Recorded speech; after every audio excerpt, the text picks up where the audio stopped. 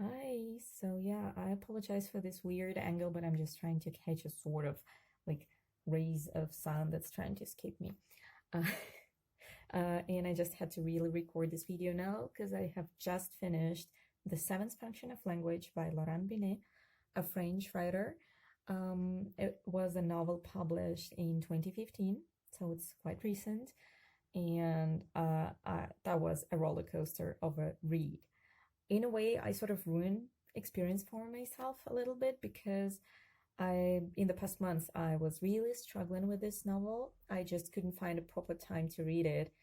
And I ended up having, I don't know, 3, 5, 10 pages read in the evening, and then I would go to sleep because my eyes were killing me.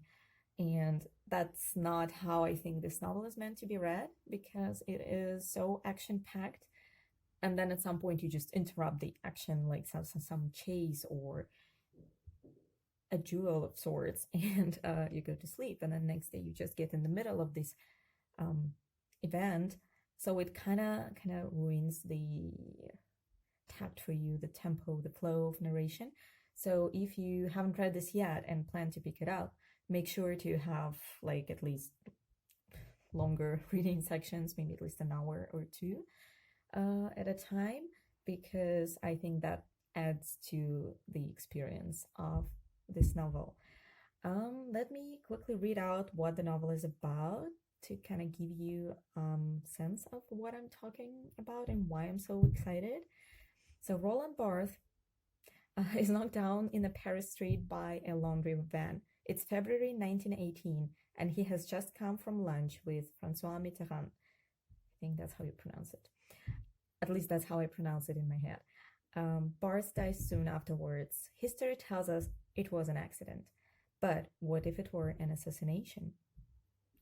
And those of you who might have studied literary studies, philology, philosophy theory, all these kind of things, you have heard of Roland Barthes. He is basically the person who killed the author, I guess, if I can use this catchphrase here. Of course I can, that's my video. But yeah, so he's a famous philosopher, literary critic, and I think it's kind of exciting to read a spy secret society action novel about someone you know to be a confusing writer, um, a sort of important figure in cultural theory, in literary theory, and to have him as a character in a sort of like spy intriguing novel.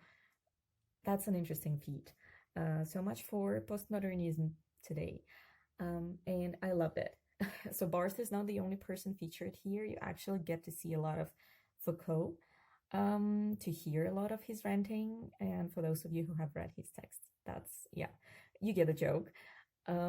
You get to deal with Derrida and Julia Kristeva. I just loved it. When sort of, I don't know, I just think she's awesome. And to have all those famous people mixed in one intrigue about the seventh function of language, as you get, that's pretty much like on the surface.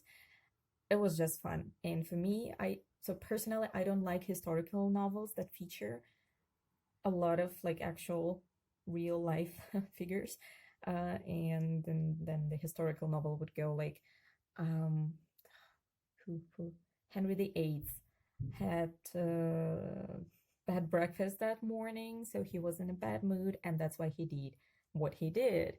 I don't really like when books do that, but in this case, it's just so hilariously surrealist. You realize this could never have happened, or could it? But anyways, um, it's just so much fun. I love seeing them being entangled into this kind of investigation slash spying after one another, and you get some Soviets and you get some French government and you get Americans in there mixed in, of course. It's fantastic. So the book is divided into several parts. When the main investigators travel to Venice, to Cornell, to Bologna, I think they were also there. Also spent a lot of time in Paris.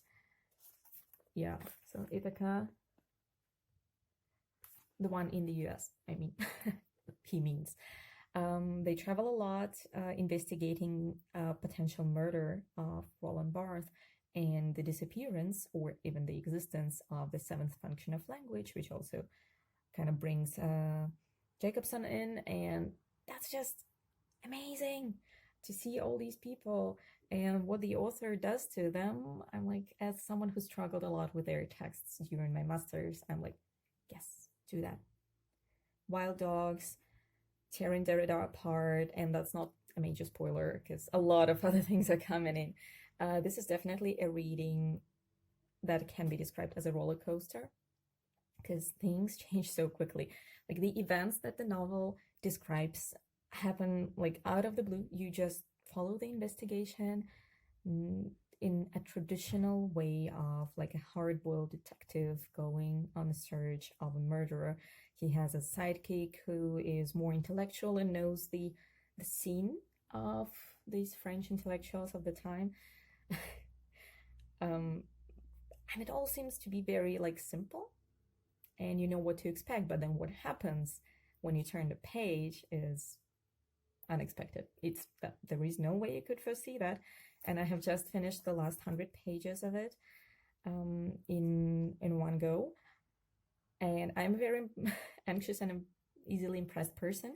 So I actually had to put away my coffee cup because I was getting too anxious, too nervous, because the events took a turn that I would never see coming, literally and metaphorically speaking as well.